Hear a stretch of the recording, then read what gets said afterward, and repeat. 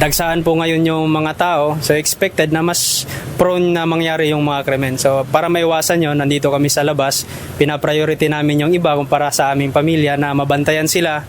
May pasok, holiday man o hindi. Yan ang tungkulin ng mga public servant, lalo na at ganitong panahon na sagana ang mga selebrasyon sa paligid. Katulad ni Police Corporal Steven Gonzales na nakaistasyon sa Project 6 Police Station 15 sa Quezon City. Aniya, kailangan ang police visibility, lalo na at laganap din ang krimen sa mga ganitong panahon.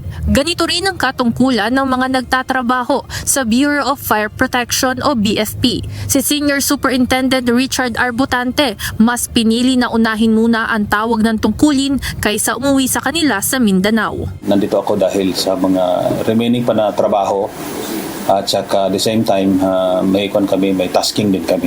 Aniya, sa kabila ng trabaho ay may oras pa rin naman sila para sa pamilya pagdating ng Sabado at Linggo. Samantala, balik trabaho na ang ilang manggagawa pagkatapos ng holiday. Ayon kay Giselle na isang service provider at isang single mom, sinamantala na niya na magtrabaho agad para makaipon. Ako as a single mom ng dalawa, ngayon pangalawa na kasi buntis ako.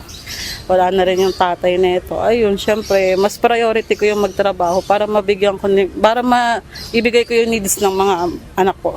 Ang security guard naman na si Noel, mapa-holiday o hindi, ay naka-duty sa Quezon Memorial Circle. Monitoring lang sa mga park-goer, yung mga namamasyal. Ayan yan, sa mga peace and order, yun lang.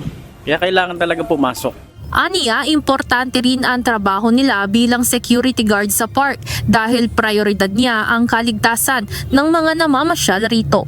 Sinasamantala na rin ng ilang mga vendor ang pagkakataon na marami pa rin nagbabanding na pamilya upang mas makarami ng benta. Si Mang Wally, 10 taon nang nagtitinda ng mga laruan. Isang araw pagkatapos ang mismong holiday, balik trabaho na agad siya sa pagtitinda para makabawi dahil hindi nakapagtinda kahapon. Nagbabaka sakali po kami kumita kasi kahapon po umulan. Wala pong namasyal. Kaya ngayon baka gumanda-ganda yung araw, kumita. Aniya, dito talaga siya pumupwesto sa Quezon Memorial Circle dahil maraming naglalarong mga bata. Sana po dumami yung tao, sana gumanda yung panahon para maraming mamasyal.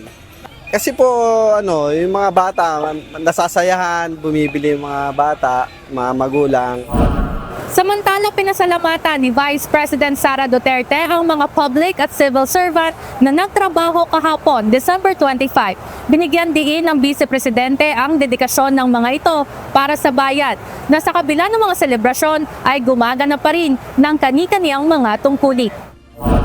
Aniya, ang sipag, sigasig at galing ng mga ito ay patunay lamang ng kanilang pagmamahal sa bayan. Nakasaad din sa pahayag ni VP Sara na sana'y patuloy na maging tanglaw ng pag-asa ang government frontliners at maging simbolo ng pagsisikap, pagmamalasakit at paglilingkod sa bayan para sa bawat Pilipino. Ivan Alvarez, UNTV News and Rescue. Diyos ang aming sandigan, serbisyo publiko ang aming pinahahalagahan.